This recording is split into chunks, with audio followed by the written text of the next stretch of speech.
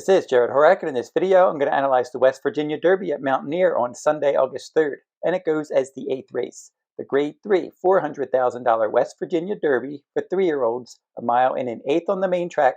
Scheduled post time is 8:15 p.m. Eastern Time, and number 1 in here is Gone Boy, and this one is 30-1 morning line.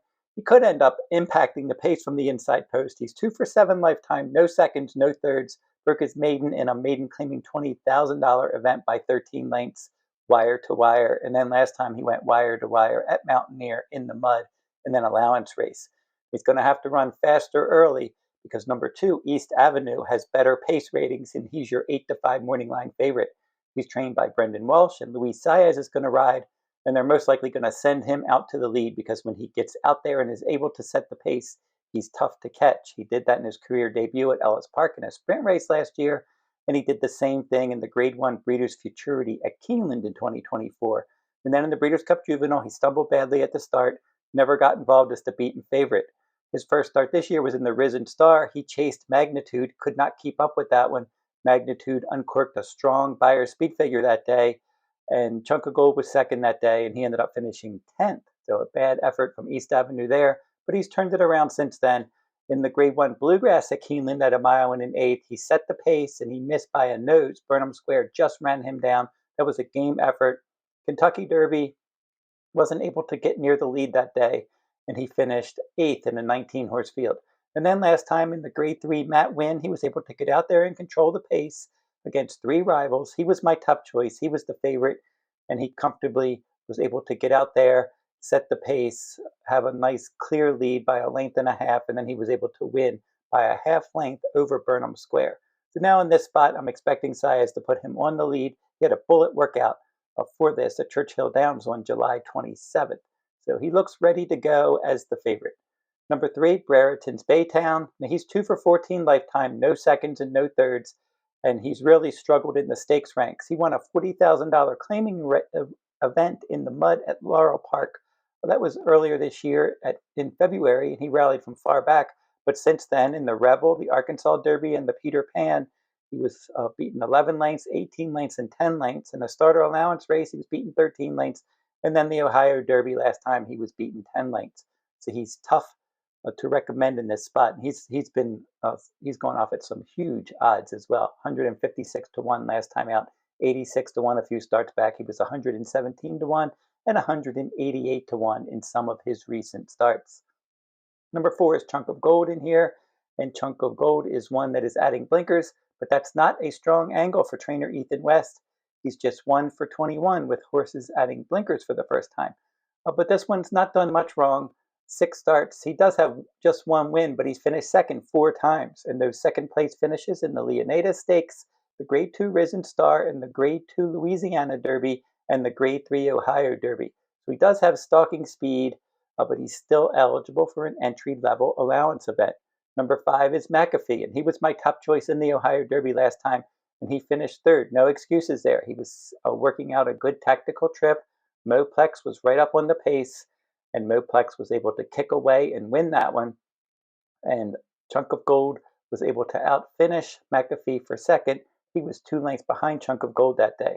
So looking at him and his stretch runs, he's lost ground in the stretch in these longer races, even though he's done okay. He was 2nd in the Peter Pan Stakes prior to the Ohio Derby. He's got tactical speed. He has a bullet workout for this. His debut rider gets back aboard, and I wouldn't be surprised if he ran a decent race stalking the pace, but he's not going to offer a lot of value. Number 6, Brotha Keny, seems to be getting better for trainer Bill Morey. 9 starts, 2 wins, a 2nd and 2/3 back-to-back wins, a maiden win in April, and then an optional claiming win by more than 3 lengths in May. Stepped up in the Grade 3 Indiana Derby, and he rallied to finish 3rd. And he was 59-1. Now, he won't be near 59-1 in here, but he's definitely one that seems to be on the upswing. His speed figures have risen in his last 4 starts. Extradition is next, and he's 15-1 morning line. He's got an okay record, 10 starts, 2 wins, 2 seconds, and a 3rd. He is 0 for 1 at this distance in the Ohio Derby last time at a mile and an eighth at 116-1. He did outrun his odds. He finished 4th in that 8-horse field. But he's going to have to run better here from off the pace. Finally, number 8, Just a Fair Shake.